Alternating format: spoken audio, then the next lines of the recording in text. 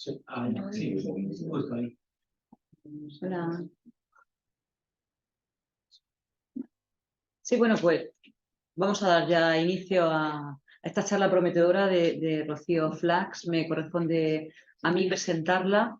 Es un placer, es un honor que Rocío Flax esté aquí con nosotros en esta tarde de martes 12 de diciembre y que hayamos tenido esta afluencia de público para una cuestión que muchas veces nosotros mismos, cuando somos organizadores de estas charlas, pues no siempre, efectivamente, tenemos ese poder, ¿no?, de convocar a la gente, y en este caso yo creo que el carácter de interés de tu charla ha hecho que muchas personas aparquen sus compras navideñas, sus entornos navideños, sus comidas navideñas y vengan aquí a escucharte a ti, Rocío. Para quien no conozca a Rocío Flax, ella es doctora en letras por la Universidad de Buenos Aires. Ha sido profesora en esta universidad, ¿no?, la Universidad de Buenos Aires, aunque actualmente es investigadora en el Consejo Nacional de Investigaciones Científicas y Técnicas de Argentina, normalmente conocidos como CONICET, que es con las siglas en las que conocemos a esta especie como de CSIC, ¿no?, que hay en Argentina.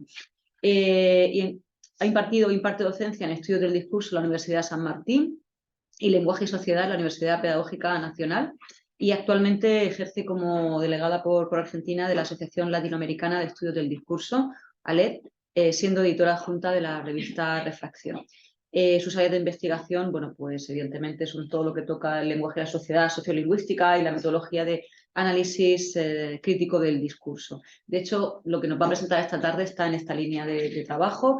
Yo tuve la oportunidad de poder hablar con ella y pudimos intercambiar algunas cuestiones que nos interesan, y una de las cuestiones que nos va a ofrecer aquí esta tarde es precisamente ver a través del análisis crítico del discurso cómo se representa una realidad muy patente en Argentina, que es el migrante.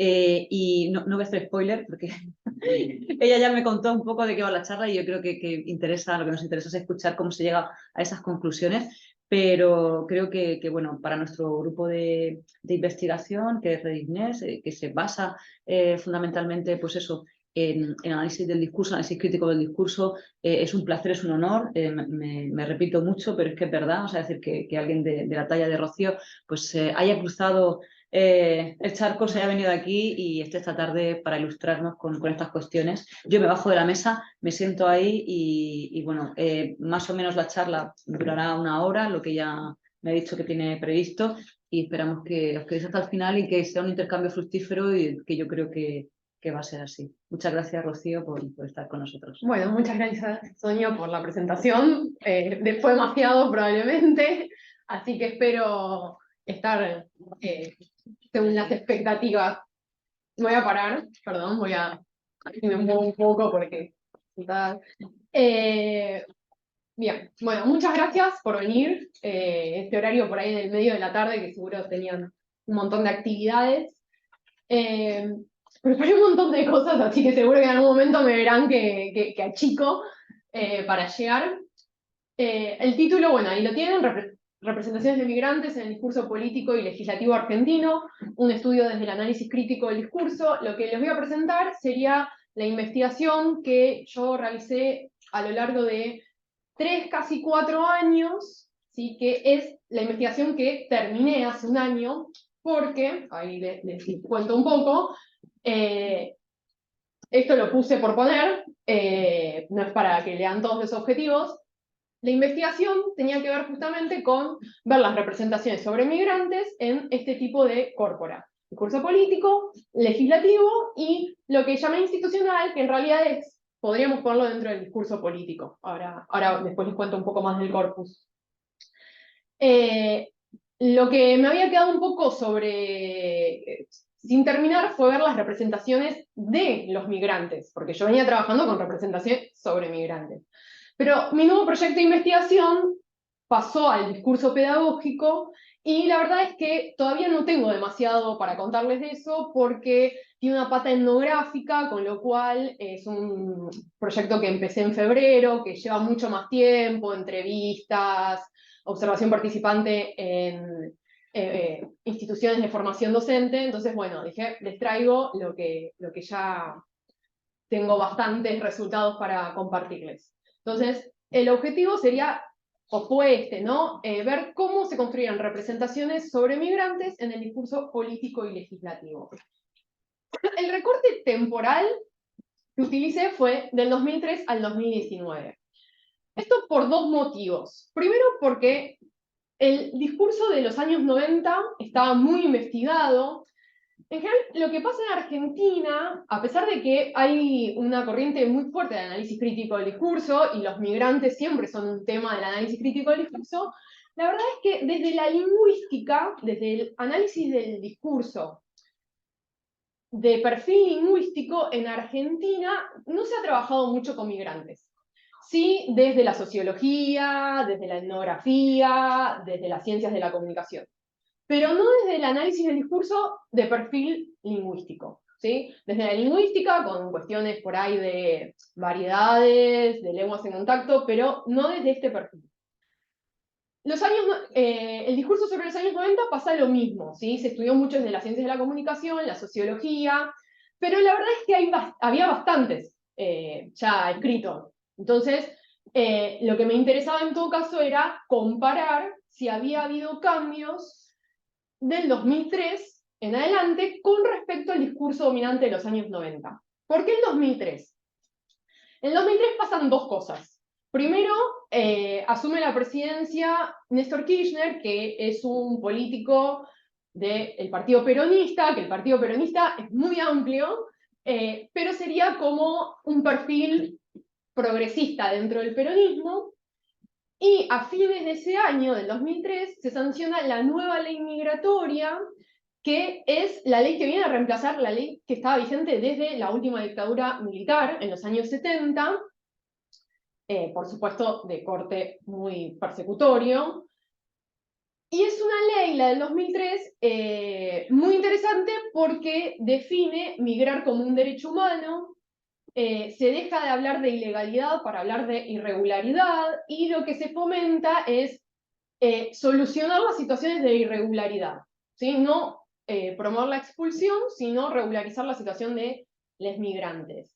Y además les garantiza una serie de derechos sociales básicos sin importar su situación migratoria. Es decir, que por ejemplo en Argentina un niño puede ingresar a la escuela, puede hacer toda la primaria, puede obtener su diploma sin dar la documentación. Entonces, bueno, teniendo en cuenta esta nueva ley migratoria, quería ver qué había pasado. El recorte temporal también me permitió hacer una serie de comparaciones. En este periodo hubo 4 presidencias, 3 presidentes, digamos, ¿sí? Una presidencia de Néstor Kirchner, 2 presidencias de Cristina Fernández, que es del mismo partido político, pero hay una diferencia de género, entonces podía ver si se mantenían las representaciones o esa variable producía algún cambio. Y luego tenemos la presidencia de Mauricio Macri, que es otro partido político que es, digamos, dadas las circunstancias actuales de la Argentina, una derecha moderada. Entonces también me permitía comparar si cambiaban las representaciones entre los distintos partidos políticos.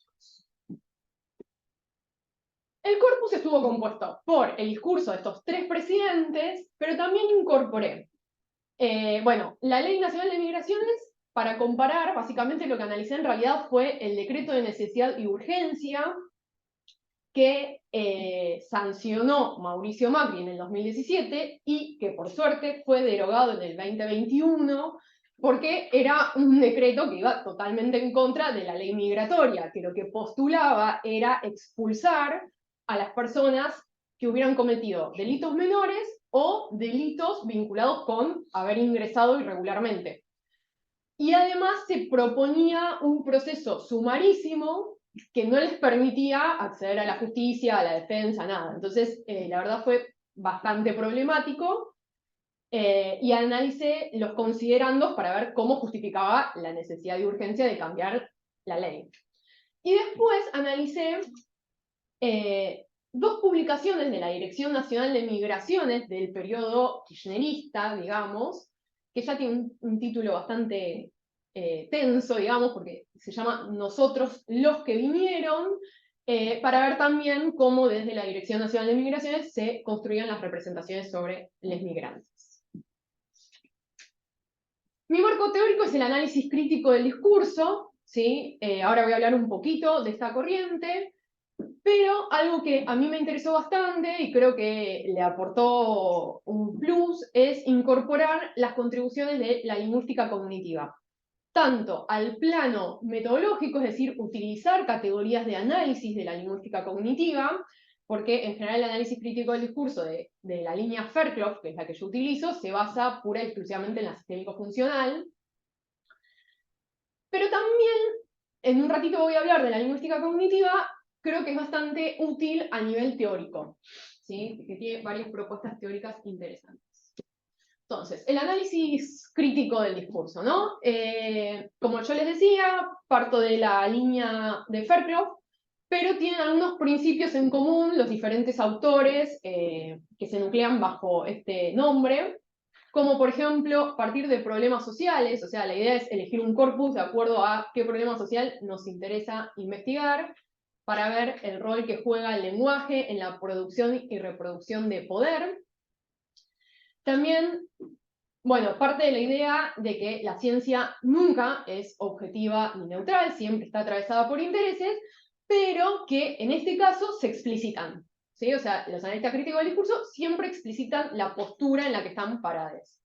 La línea Fairclough, en general, parte del marxismo, no así otros autores, por ejemplo, Fandí, pero de cualquier manera siempre explicitan dónde están parados. Por ejemplo, lo que en algún momento han llamado los perdedores del sistema, ¿no? Los grupos dominados. Ahora, reconocer que no existe la objetividad ni la neutralidad también supone hacerse cargo de que eso hay que recuperarlo de alguna manera, que tampoco es el método. Entonces sí, la crítica no solo refiere a la mirada sobre los discursos que se analizan, sino sobre la propia práctica. ¿Sí? O sea, la idea de una especie de vigilancia epistemológica, de crítica constante sobre la propia tarea de investigación. Bien, y bueno, sí, la idea es como tener una especie de lo que Michel Lazar denomina militancia académica, ¿sí? Que digamos, para algunas personas puede ser un poco polémico, pero siempre con este cuidado, de esta vigilancia, de este control sobre la propia práctica.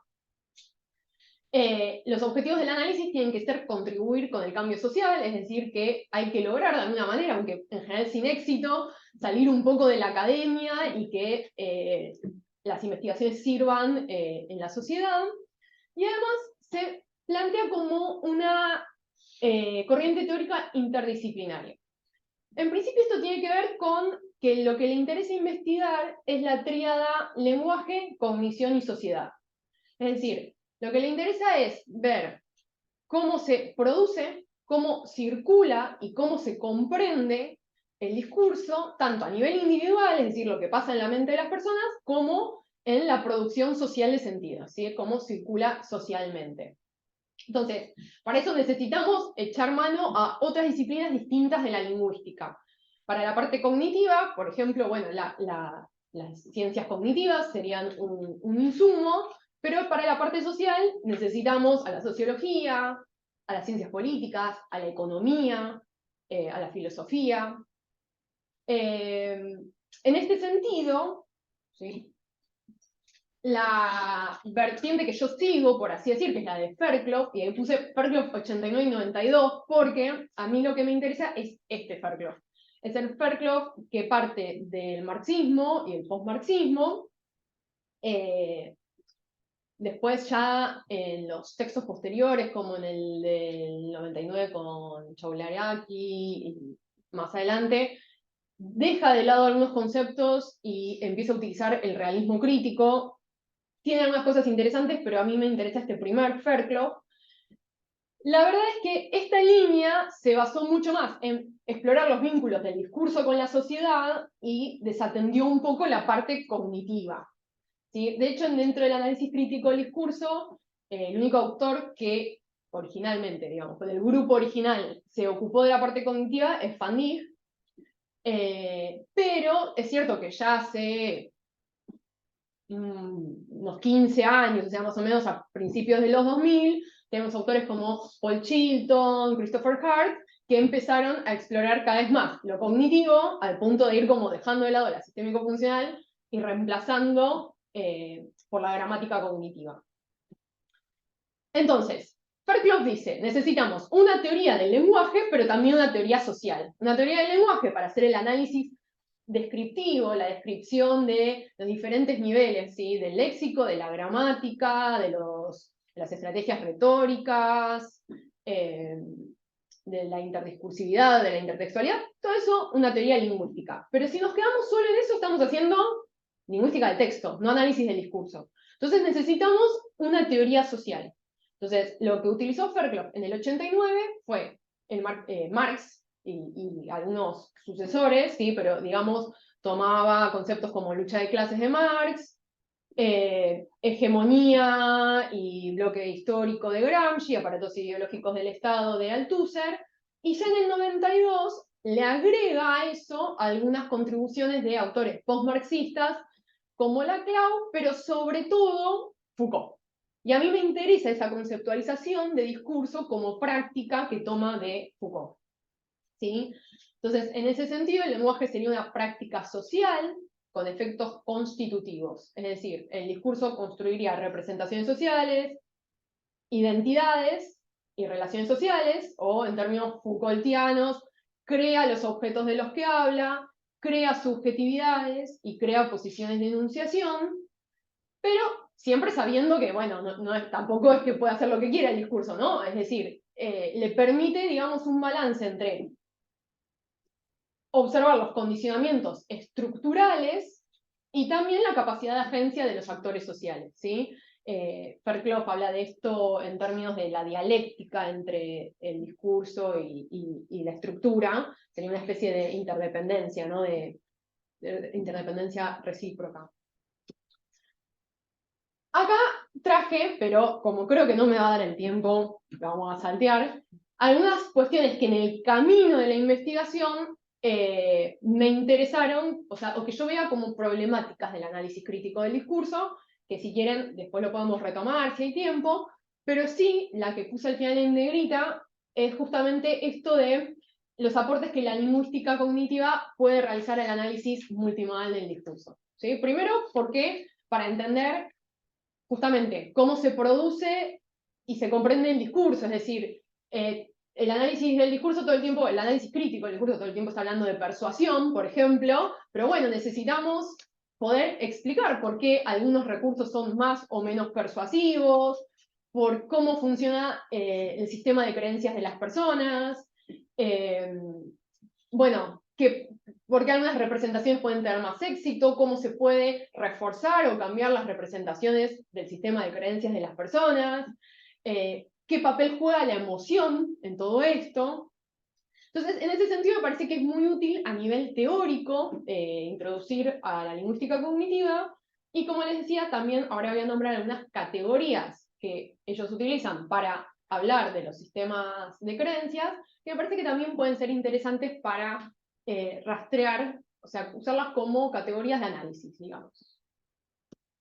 Entonces, ¿qué categorías de análisis utilicé para mi corpus? Entonces, para ver qué representaciones sociales se construían sobre los migrantes, igual esto es muy difícil, o sea, por ejemplo, esta distinción entre representaciones sociales, identidades, a veces no es tal, ¿sí? Son categorías, pero que en realidad muchas veces se solapan, porque, digo, ¿cómo podemos distinguir si lo que se está construyendo es la representación sobre los migrantes, la identidad de los migrantes? Y entonces son categorías teóricas que a veces se solapan bastante, pero analíticamente es interesante separarlas.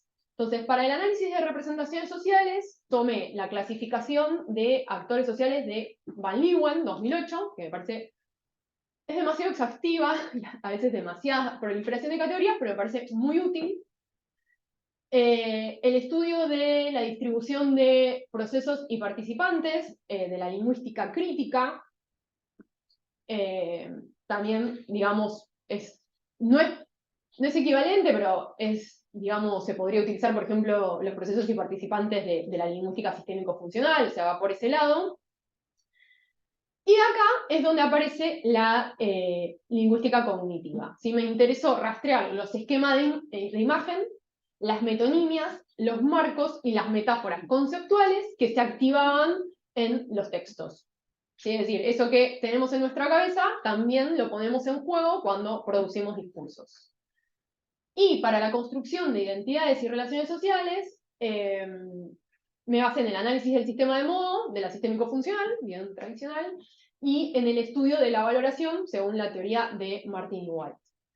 Y por último, rastreé la aparición de topoi xenófobos, ¿sí? Que presenta Budak en...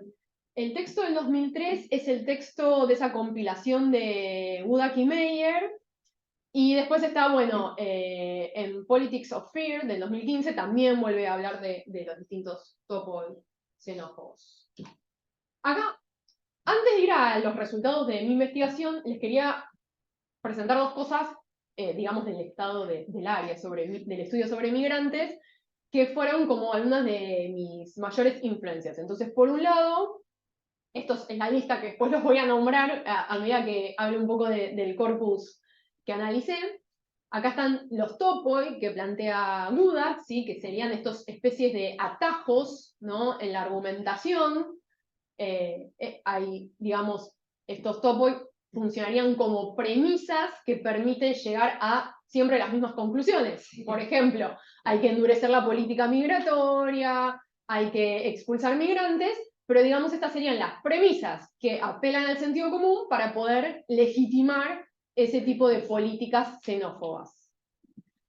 Entonces, eso por un lado, no sé, ahí los tienen, bueno, la verdad es que todos los conocemos de Sí. escucharlos en la derecha, digamos, pero bueno, los traje porque después los voy a retomar, y me interesaba hablar un poquito del trabajo de Hart, porque él hizo un estudio bastante exhaustivo desde esta rastreo, o sea, esto que yo les decía, incorporando la lingüística cognitiva, rastreando las metáforas, rastreando las metonimias, y si bien él en su tesis doctoral se basó en discurso británico, lo que él presenta en la publicación posterior que hace, que es el libro del 2010, es, bueno, en realidad un relevamiento de muchos estudios de diferentes países de metáforas sobre migrantes.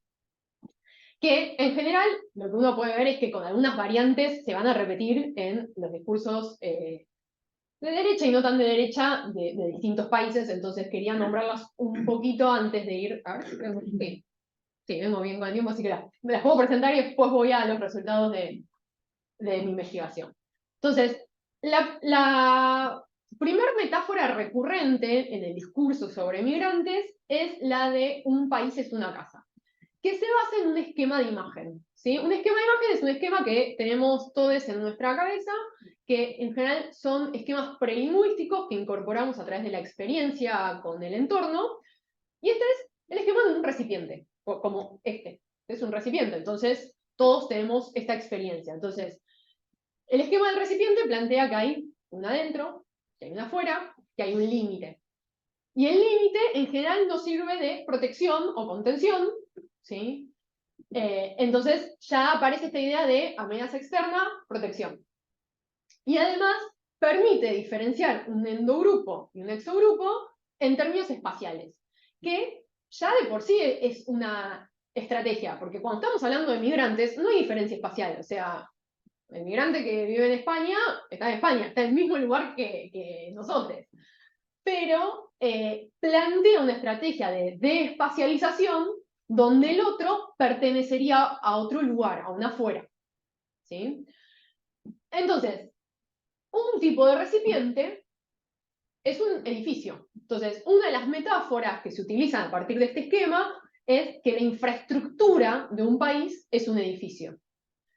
Otra cosa que sabemos de los recipientes es que se pueden llenar. Y si se llenan, se desbordan, se quiebran, se rompen, etc. Entonces, la metáfora, la infraestructura de un país es un recipiente o es un edificio, nos permite, por ejemplo, activar el topo de la carga o el desplazamiento. Hay muchos, ¿sí? O sea, esto va a colapsar, los servicios públicos van a colapsar, la salud va a colapsar, esta idea de se llena el país. Ahora, no solo se representa a la infraestructura como un edificio, sino muchas veces a el propio país como un tipo de edificio, una casa. Cuando hacemos una metáfora, lo que hacemos es activar el conocimiento del dominio fuente, en este caso del dominio casa, ¿sí? Entonces, lo que hace la metáfora es activar nuestro conocimiento convencional sobre las casas. Por ejemplo, que reside una familia, que es una propiedad privada, que la familia son los habitantes legítimos de esa casa y pueden decidir si la gente de afuera ingresa o no, que hay puertas, que hay vallas que pueden estar abiertas o cerradas. Entonces, la metáfora de la casa muchas veces se utiliza tanto en los discursos, llamémosle pro-migrantes, nuestros discursos de, bueno, nosotros le abrimos los brazos, le abrimos las puertas a la inmigración, aunque muchas veces son bastante tramposas esas representaciones, porque, por ejemplo, vamos a ver una de Macri, pero también del expresidente de Chile, Piñera, ¿no? Que, bueno, le abrimos las puertas de nuestra casa a los trabajadores honestos. Pero en general no son trabajadores honestos, entonces ahí suele haber una trampa, pero, claro, es el pero que suele... Pero también es la metáfora que se activa en el momento de decir, bueno, hay que cerrar. Sí, hay que cerrar las puertas, hay que construir muros literales, metafóricos.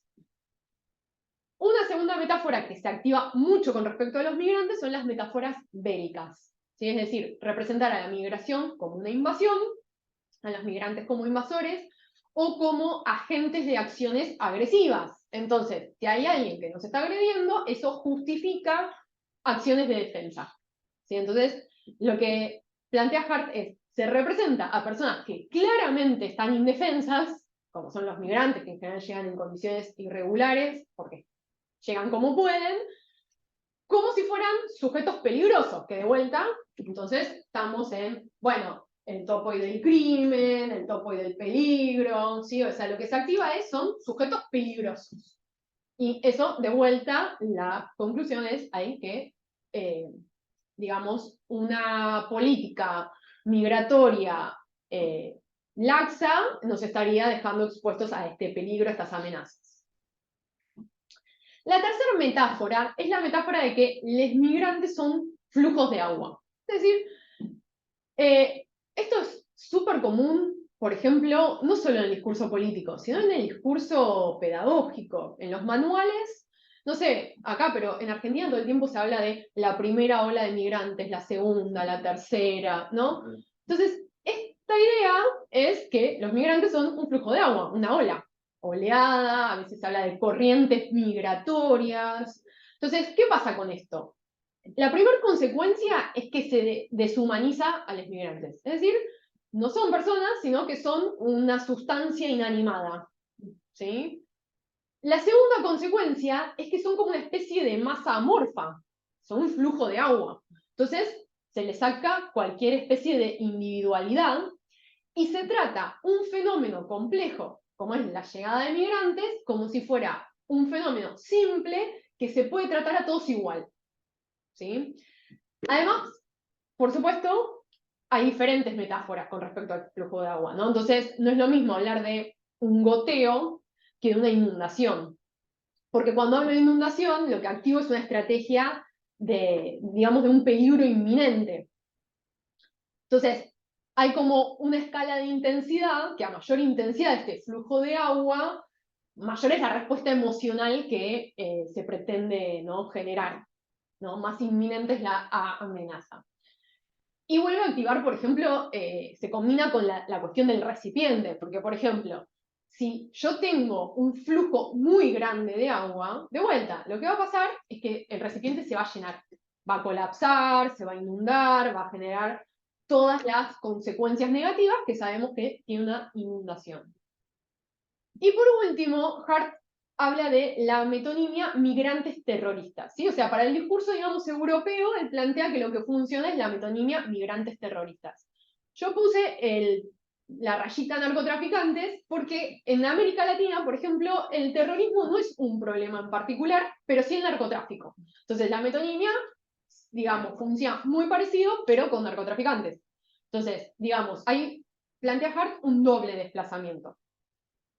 De todos los migrantes, algunos son migrantes ilegales.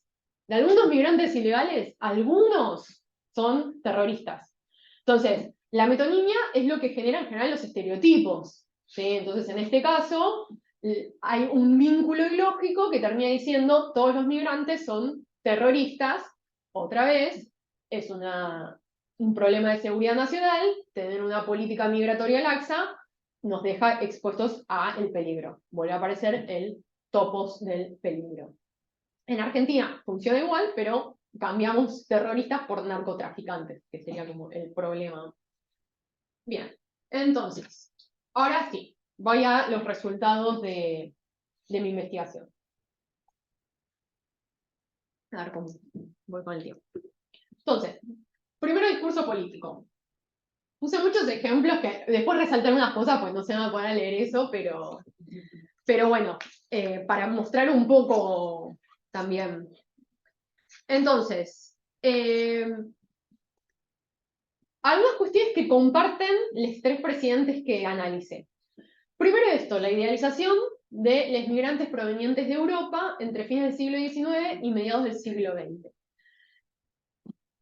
Lo que más aparece son representaciones sobre estos migrantes. De hecho, en general se tiende a borrar a los migrantes actuales.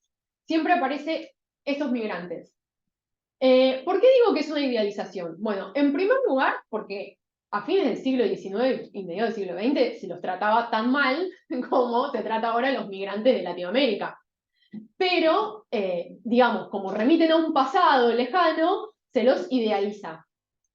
Entonces, se construye un estereotipo que tiene que ver con, ahí yo marqué algunas cuestiones como esto de la cultura del trabajo, los callos del trabajo, porque la imagen que se construye siempre es la de personas que escapaban de la guerra o del hambre, venían sin nada, llegaban a Argentina sin nada y con su propio y único esfuerzo lograban, primero, una buena situación y en general la idea de ascender socialmente. Esto, entre otras cosas, por empezar, además permite un discurso liberal, individualista y meritocrático, porque hay varias cuestiones que se borran de la historia. Por ejemplo, la organización de los migrantes. No es que venían y con su solo trabajo, sino que había organizaciones de migrantes.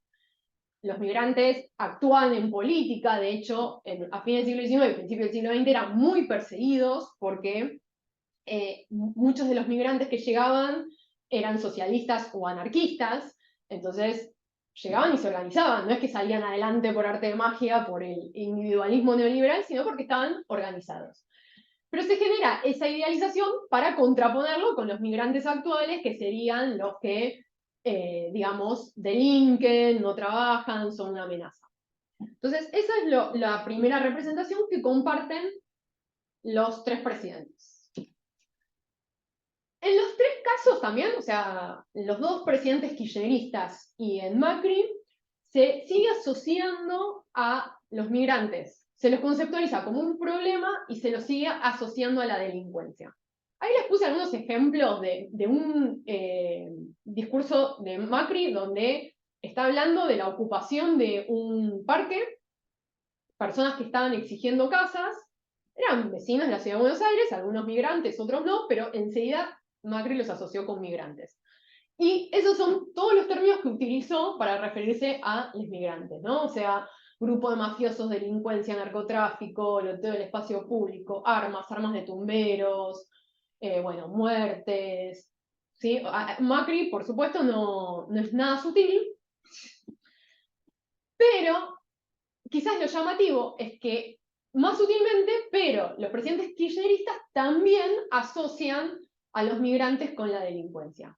En el caso de Cristina Fernández, en general lo hace para negarlo. Pero de la lingüística cognitiva, claro, se refuerza. O sea, Cristina Fernández respondió a ese discurso de Macri diciendo no son delincuentes, son gente honesta. Bueno, no importa, estás diciendo todo el tiempo no son delincuentes.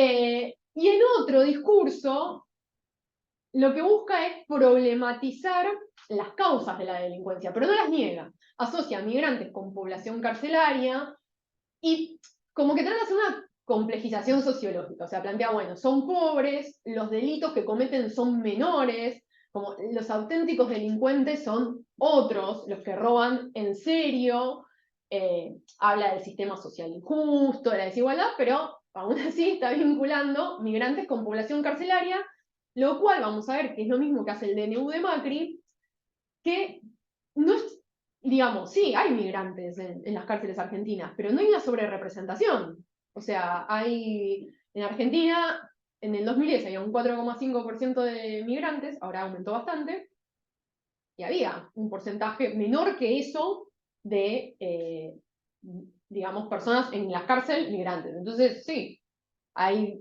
migrantes, hay argentinos, la mayoría son argentinos los que están en la cárcel. O sea que ya hacer esa asociación entre migrantes y población carcelaria está reforzando esa representación que no está fundamentada. En el caso de Kirchner, de Néstor Kirchner, prácticamente no menciona a los migrantes actuales. O sea, Kirchner cuando habla de los migrantes es siempre para hablar de los que yo les decía, fin del siglo XIX, principio del siglo XX. Cuando se refiere a los migrantes actuales, lo hace a partir de abstracciones como esas dos que puse, movilidad de personas, reunificación familiar. Es decir, deshumaniza por completo a los migrantes, es como discurso muy de una terminología más técnica, así que están casi borrades. En un caso, que es ese discurso del 25 de septiembre, fue frente a las Naciones Unidas y ahí vuelve a aparecer la vinculación entre migrantes y terrorismo. O sea que nunca habla de los migrantes actuales, pero cuando lo hace, los asocia con el terrorismo y otros problemas.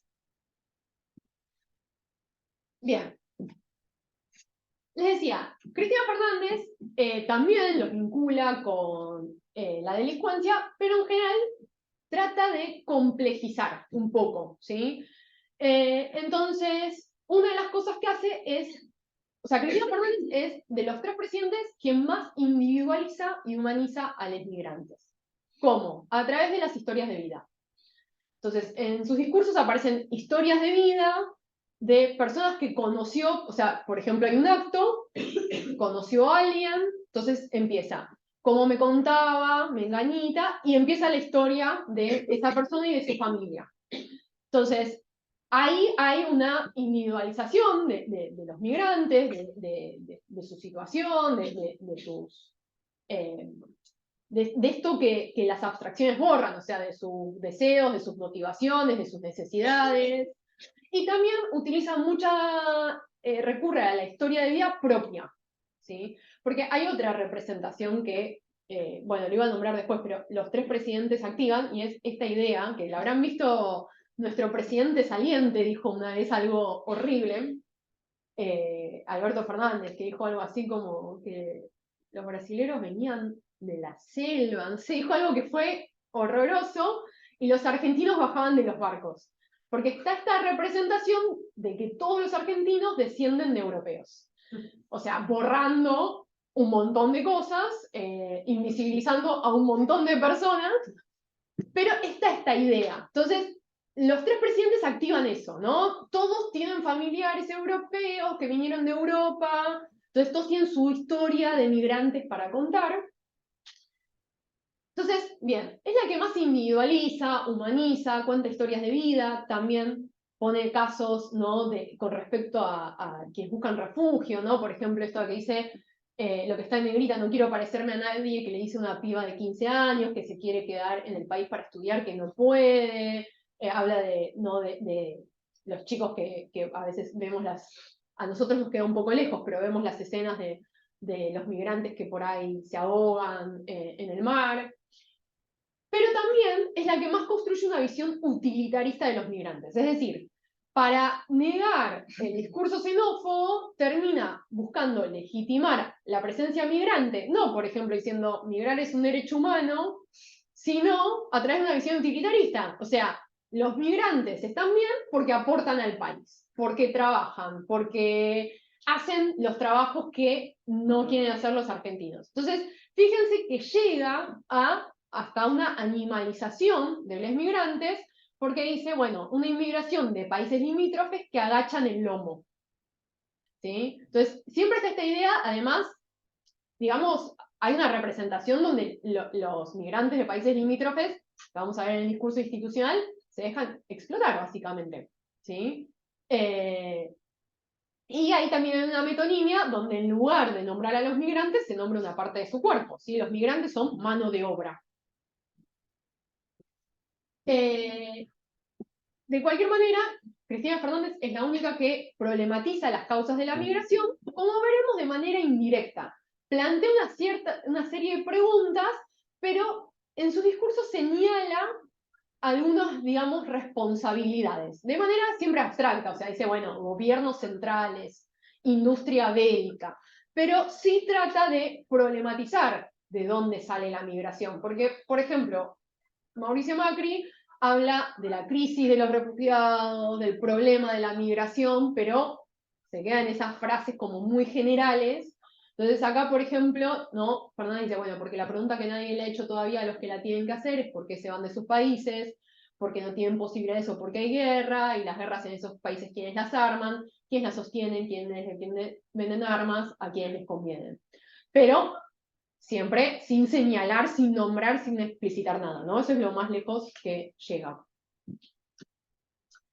Como les decía, Macri no problematiza las causas, pero asocia a los migrantes, ya vimos, con la delincuencia y el narcotráfico, y además con metáforas que tienen que ver con la guerra, como veíamos que era una de las típicas del discurso xenófobo, y con la enfermedad.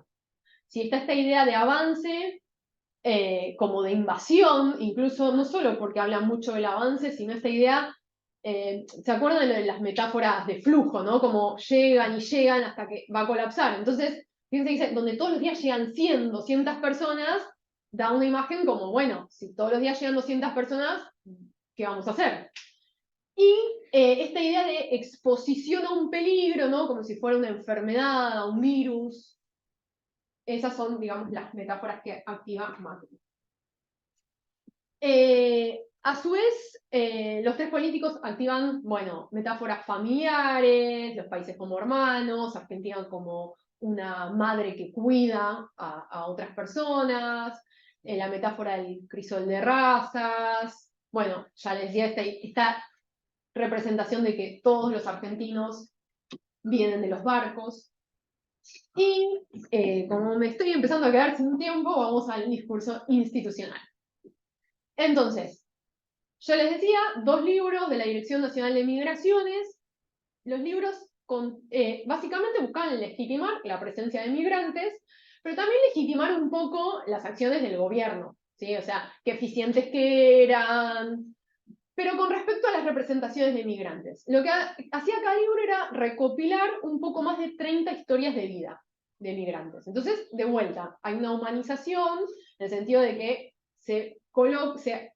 eran entrevistas que después se redactaron como narraciones de migrantes. Ahora, lo que vi al analizar esas historias de vida es que todas tenían la misma estructura. Entonces, lo que se terminaba cayendo era una estereotipación de los migrantes. Entonces se activaba el marco de la peripecia, lo planteo en este sentido, ¿no? Como las dificultades del viaje. El marco de la familia, del trabajo y del sacrificio. Entonces, eran 2 marcos que buscaban justamente legitimar la presencia migrante o por lo que aportaban al país, porque trabajan mucho, se sacrifican, o porque son ciudadanos de bien, porque siempre todos tenían que tener una familia, entonces siempre se activaban los mismos marcos, siempre tenían la misma estructura, motivos para dejar su país, el viaje, condiciones desfavorables a la llegada, integración exitosa, siempre. Y analizando procesos y participantes, lo que encontré es que hay, acá tiene la tablita, mucha más presencia de procesos, ahí hay algunas de las historias de vida, muchos más procesos materiales que, por ejemplo, mentales o verbales. Entonces, a la Dirección Nacional de Migraciones le importaba mucho más mostrar lo que los migrantes hacen, y ahora vamos a ver que en general es en términos laborales, que, por ejemplo, sus opiniones, sus subjetividades, sus sentimientos, sus necesidades, ¿sí? Entonces, de los procesos materiales hay dos tipos, básicamente. Los procesos de movimiento, ¿no?, que marcan el desplazamiento de los migrantes, y los relacionados con el trabajo. O sea que el hincapié está en los migrantes como trabajadores. Esa es la forma de legitimar. Y en menor medida, la subjetividad. Bueno, ahí les puse algunos ejemplos, ¿no?, de estas... los materiales de movimiento, llegó, se alojaron, atravesé, volví, partí, y las vinculadas con lo laboral. Trabajé, no paré, participé, entrena, rentamos un hotel, desarrollamos. Ahora, otra cosa llamativa es que en el segundo volumen hay 3 narrativas que claramente están contando lo que son casos de esclavitud. Una de esas narrativas, que es de una mujer que, si no recuerdo mal, es de la India, lo explicitan. Era una mujer que vino engañada, la encerraron en una casa, se pudo escapar. O sea, una situación horrible, y lo enmarcan en esclavitud. Pero hay 2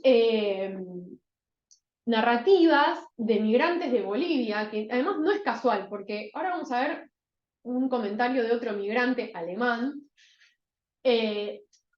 La migración boliviana es la mayoritaria, ¿sí? O sea, la migración latinoamericana es la mayoritaria, y en primer lugar está Bolivia, después Paraguay, después Perú, Venezuela.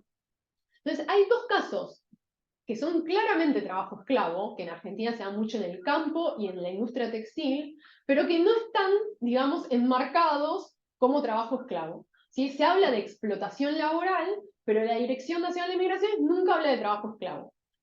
Usa estas narrativas para volver a activar el marco del sacrificio. O sea, nunca se plantea que están siendo explotados, sino que, bueno, esto, ¿no?, trabajaban en muy malas condiciones en el campo, pero para mostrar que salieron adelante. O trabajaban muchas horas en un taller, que es claramente un taller clandestino, textil, que hay muchos en la ciudad de Buenos Aires.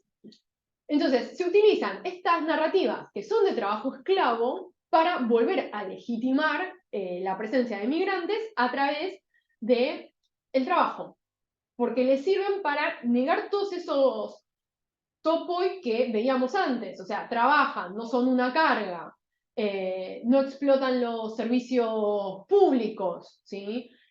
No tienen características indeseadas. Entonces, bueno, veo esto problemático, insisto, porque el mismo libro que retoma que migrar es un derecho humano, necesita legitimar la presencia migrante a través de la explotación laboral o el trabajo esclavo.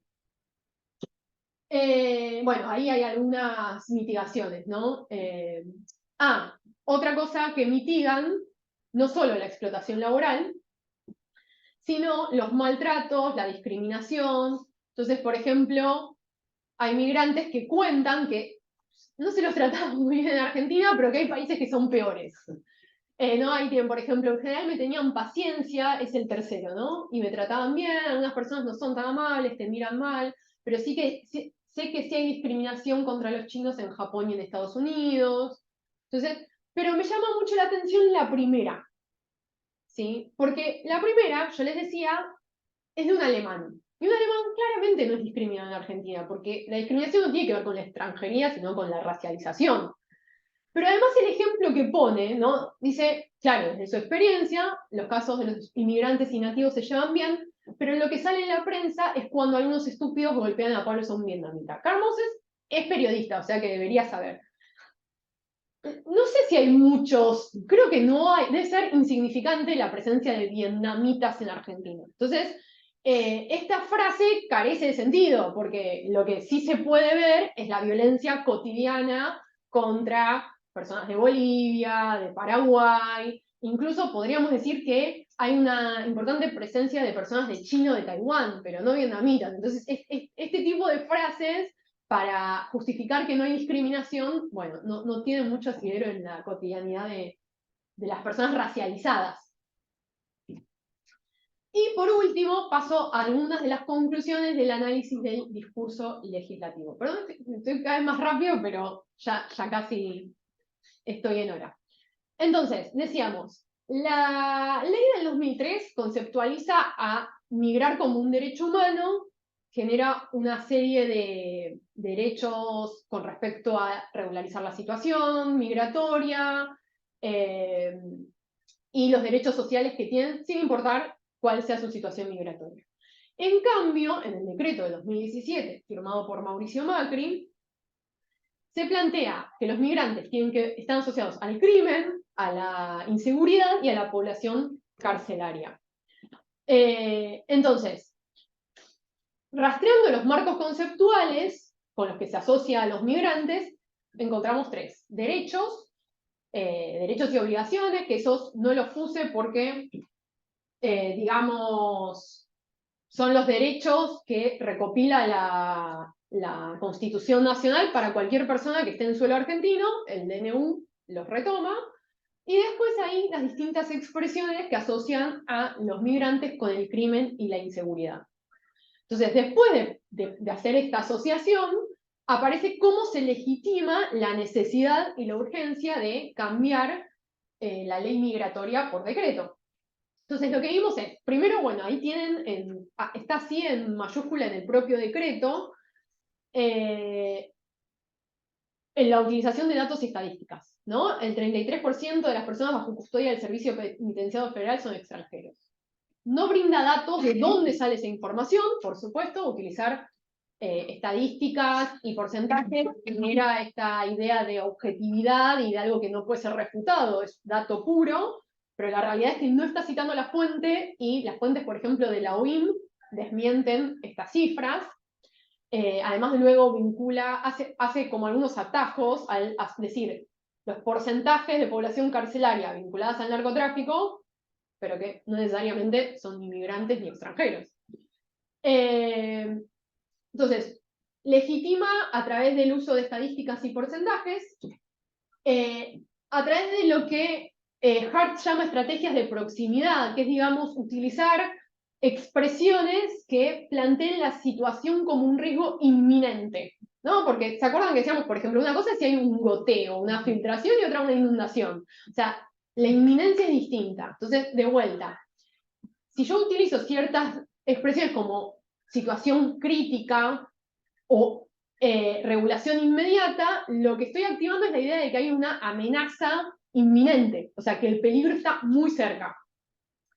Y después apela al supuesto conocimiento compartido, que no me pregunten cuál es los hechos de criminalidad organizada pública y de notorio conocimiento, porque sí, hay situaciones de narcotráfico, pero, digamos, está planteando como una verdad conocida del sentido común un suceso que no se sabe cuál es. O sea, no hay en el contexto algo a lo que remita cuáles serían esos hechos de criminalidad organizada de público y notorio conocimiento. Y por último, también recurre, por ejemplo, a citar jurisprudencia, cita a la Corte Interamericana de Derechos Humanos para citar su definición de política migratoria, que básicamente para decir podemos hacer lo que queramos. Y también, como estrategia de proximidad, también se podría pensar que hay una proliferación de modalidad deóntica. Entonces, esta idea de es necesario, debemos, ¿no? Esta idea de un peligro muy inminente. Y creo que eso es todo. Bueno, ahí les puse esto que yo les decía. Este año empecé con también representaciones sobre migrantes, pero dentro del discurso pedagógico, que eso, bueno, tiene otros tiempos por todo lo que tiene que ver con la etnografía, la observación participante, etc. Y listo. Me olvidé de ponerles la bibliografía, así que perdón, después se las paso. Muchísimas gracias, Rocío. Vamos a pasar a ceder la palabra a cualquiera de los que quiera intervenir. Imagino que tendrá preguntas que hacer. ¿Una pregunta? ¿Algo? Bueno, muy interesante la exposición que ha hecho. Estaba pensando en el libro este que ha puesto de Nosotros los que vinieron. Yo le añadiría una especie de segunda parte, ¿no? Nosotros los que vinimos y los que nos vamos de vez en cuando, ¿no? Porque la migración argentina hacia el exterior es recurrente Sí, y parece que de nuevo incluso ahora se está activando otra vez, ¿no? probablemente. Y en unos meses ni les cuento. Sí. Entonces, no, te quería preguntar si en el análisis de los discursos que ha hecho, o sea, aparece la migración, digamos, mítica, Sí. bajamos de los barcos, aparece la migración que nos pone en peligro, ¿no? La que viene de Bolivia, etc.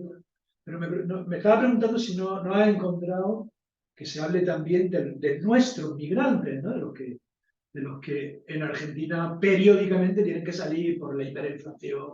Sí, muy poco. En ese libro, en la Dirección Nacional de Migraciones, por ejemplo, se habla de los migrantes argentinos en el exterior solo para plantear que los argentinos nunca son agentes de discriminación, sino que son víctimas de discriminación en otros lados.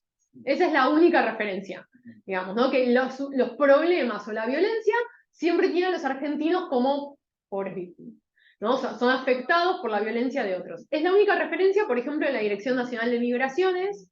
En el discurso político no recuerdo, porque, por ejemplo, en los discursos de Cristina Fernández se habla mucho de la época de los 70 y de los exiliados, pero se trae a colación exiliados chilenos en Argentina.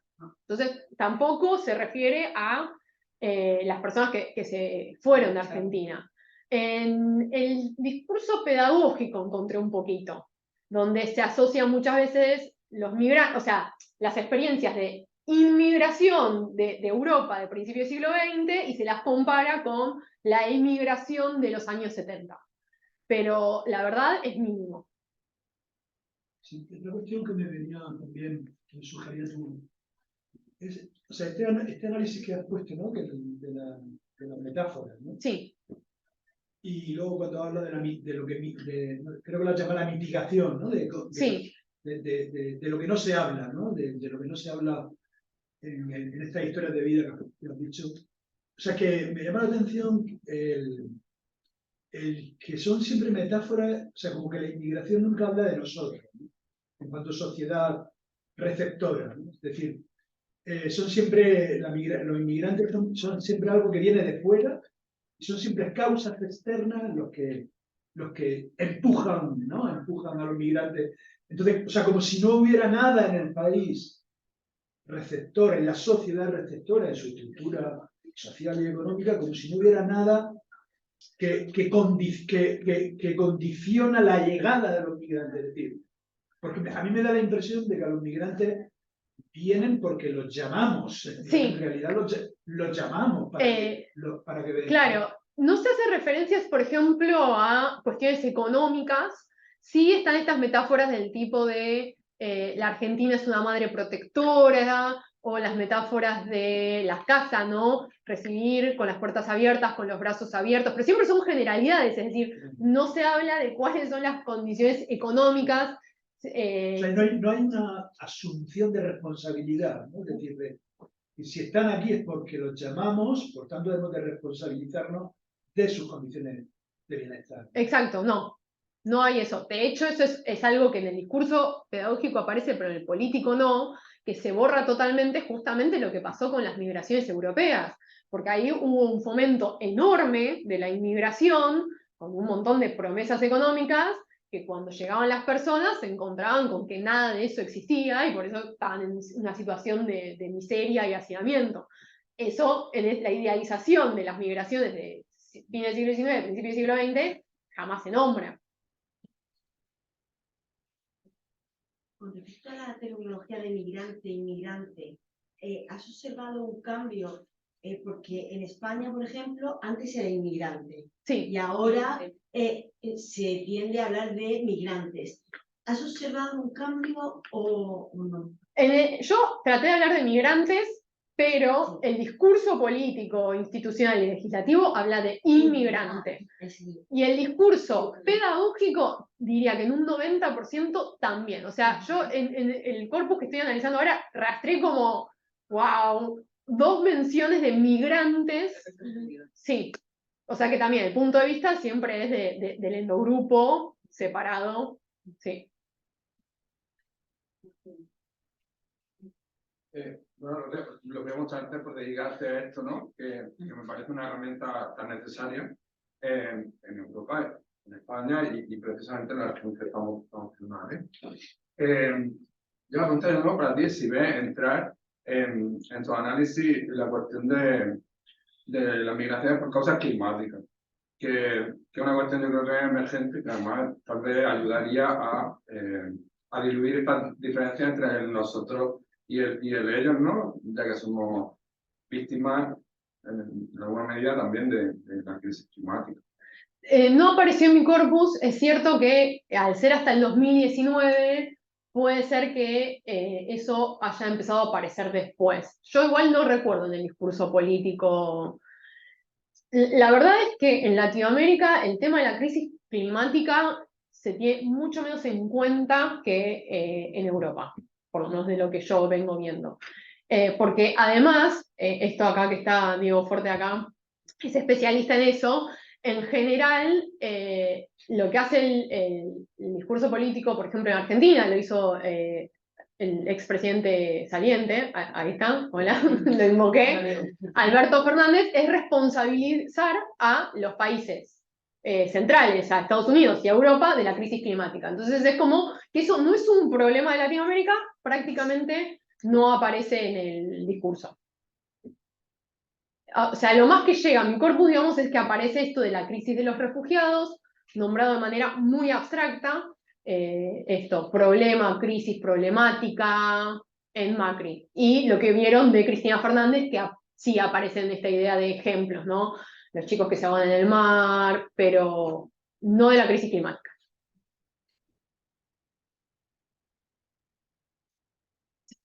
¿Cómo crees que está afectando, digamos, desde la gran recesión de 2008 hasta la época actual, la segunda crisis con el COVID, este discurso de la alteridad en el discurso de la identidad argentina? Porque acaba de ganar un candidato que se autodeclara anarcoliberal, es decir, teóricamente no debería, teóricamente, abrazar este tipo de ideas como nacionales, étnicas, etcétera, pero sin embargo hay como un mare magnum de esto que has dicho de la Argentina blanca, la ocultación de todo el siglo XIX y los genocidios contra las etnias locales, y esta especie de argentino como una especie de idea indefinida, ¿no? Semi-europeo que has dicho que se repite, ¿no? ¿Cómo afecta esta identidad? Por ahora no diría que este giro hacia la extrema derecha lo haya modificado. En Argentina en general, a diferencia por ahí de algunos, de lo que yo he visto del discurso europeo, después de los 90 no se tomó, por ejemplo, a los migrantes como chivo expiatorio de nada, del narcotráfico, pero no de ninguna cuestión económica, ni de la falta de trabajo, ni de nada de eso. Hay en el sentido común este tema de la racialización a un punto tal que una persona, no sé, de una provincia como Jujuy, al norte de Argentina, se la trata como si fuera extranjera. O sea, el nivel de racialización en ese sentido es terrible, pero eso es de toda la vida, o sea, no hubo un cambio ahora. Es muy nuevo, la verdad es que es muy nuevo lo que pasó con la extrema derecha. Milei impuso un discurso muy parecido al nazi, donde incluso habla de superioridad estética.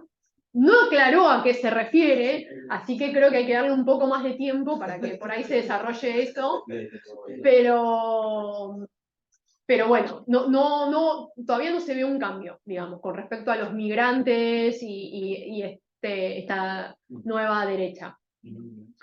Ahora, más allá de que él se nombre anarco no sé qué, es la extrema derecha que ya conocemos, digamos, ¿no? Es bastante conservadora, tiene una pata muy fuerte en lo que llamamos el partido militar, así que digamos que no, de anarco liberal le quedó la campaña política, todo indica que es un extremo derecho conservador común y silvestre, lamentablemente igual política, pero...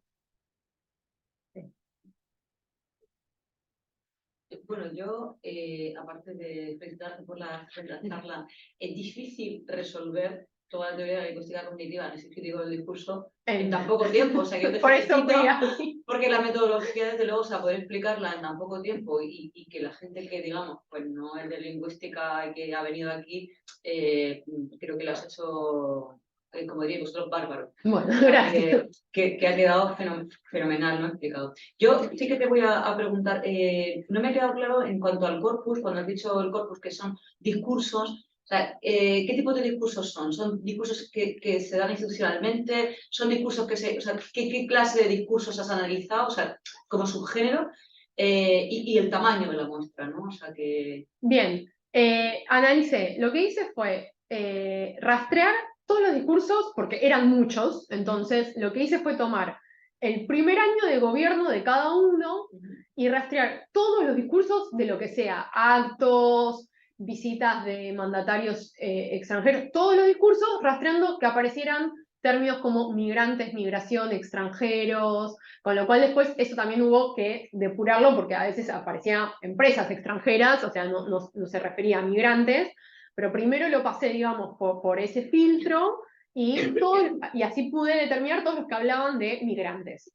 Pero eso incluía una diferencia genérica, digamos, porque tengo desde actos de campaña o la inauguración de, no sé, una fábrica, la conmemoración de un día determinado, las reuniones, esto que les digo, con mandatarios extranjeros, incluso vieron que había una de Néstor Kirchner frente a las Naciones Unidas, es decir, que en cuanto a género discursivo, hay de todo. Tomé todos los discursos de los presidentes del primer año de gobierno, de cada uno. Sería interesante ver también ahí los ecos en prensa, ¿no? Nosotros, o sea, es decir, en nuestro caso, yo por lo menos me he dedicado algunos años a trabajar precisamente esa cobertura de ultraderecha en España a través de los medios, ¿no? Porque, o sea, son realmente, o sea, es un discurso, siempre será el discurso político primario, del secundario, bueno, yo creo que casi tan político sale como discurso primario para analizar lo que los medios muestran y las voces que le dan a políticos. Y eso está estudiado, ¿no? O sea, por ejemplo, en el caso de Vox, o sea, que prácticamente antes del mitin de Vista Alegre no se hablaba prácticamente nunca nada en ningún medio, tenían una representación escasa y de pronto se les dio un altavoz en los medios muy potente, ¿no? Y a partir de cómo se construye el relato también en prensa por la cobertura que muchos medios les dan bueno, pues a distintos partidos, ¿no? Pero especialmente más hacia la derecha que a la ultraderecha. Sí, estoy de acuerdo. De hecho, en el proyecto original, digamos, que le tuve que presentar a CONICET, estaban los medios de comunicación, pero, digamos, se volvió inmanejable porque era un corpus muy grande. Pero sí, estoy de acuerdo en que es importante. De hecho, en general, los trabajos de los años 90, donde el discurso dominante era... que además es contradictorio, porque los inmigrantes son todos vagos que no trabajan y roban, y al mismo tiempo los inmigrantes todos venían a trabajar y nos robaban el trabajo, o sea que no se sostenía, pero esos trabajos que yo les decía, más desde las ciencias de la comunicación, desde la sociología, toman discurso político y mediático, en general, siempre en comparación. Y era el plano original, pero bueno, ya era demasiado. Claro, o sea, es muy difícil, porque son muchos medios, es mucha información, es muy difícil analizar. Si se hace cuantitativamente, hay herramientas, pero si se hace cualitativamente, como tú haces, se convierte realmente en una tarea titánica. Y además, yo formo parte de un equipo de investigación, pero este es un proyecto individual, es decir, no es que había un equipo estudiando migrantes.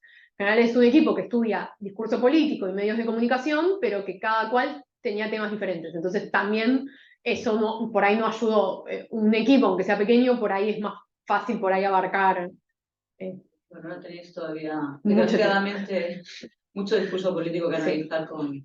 Ahora va a haber para entretenerse, lamentablemente. Sí, es lo que yo siempre digo, es una desgracia la que tenemos, pero los que nos dedicamos a esto es una fortuna, pues tenemos corpus. O sea que bueno, pues muchísimas gracias. Yo no sé si hay alguna pregunta más. No, que se hablaba del inmigrante de Schrödinger, ¿no? Que es un vago, pero te roba el trabajo, ¿no? Exactamente. En los 90 se daba, esa era la representación dominante, que era contradictoria básicamente, pero sí.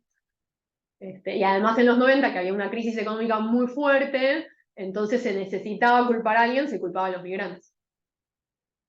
Yo no sé si Diego, que está aquí con nosotros, quiere decir algo, porque lo tenemos en pantalla así, que parece... Sí, te estamos viendo Parece todos en y la más- pantalla. y la más Así que No, perdón. no sé si se escucha. No se escucha. Ah, creo que no se escucha, Ah. tendrás que... Sí, no sé, bueno, Diego, tendrás que escribirnos si quieres decirnos algo por mensaje para que lo podamos visualizar, porque Bueno. no hemos conectado el sonido, la verdad. Como... Igual es colega... Lo silenciaste a lo mejor tú. ¿Yo lo silencié? No, a ver. No, es que Igual es colega de Argentina, puede preguntar en otro momento. Mira, a ver. Dice que ha estado escuchando atenta. Ah, vale. Vale. Muy bien. Bueno, no sé si tienen otra pregunta, comentarios. Espero que se haya entendido porque yo sé que hablo rápido. Muy bien. Así que bueno. Y nada, les agradezco mucho la atención, la paciencia. Así que. Muy bien. Pues nada, pues muchísimas gracias. Gracias a todos los que habéis asistido esta tarde. Y bueno, pues seguiremos la trayectoria de Rocío, que como ahora ella bien ha dicho, pasa de analizar el fenómeno migrante del discurso político y legislativo al discurso pedagógico. Pedagógico, así que me queda para después en los medios de Bueno, pues nada, te comunicación. volveremos a invitar, Rocío. Muy bien. Ojalá. Gracias.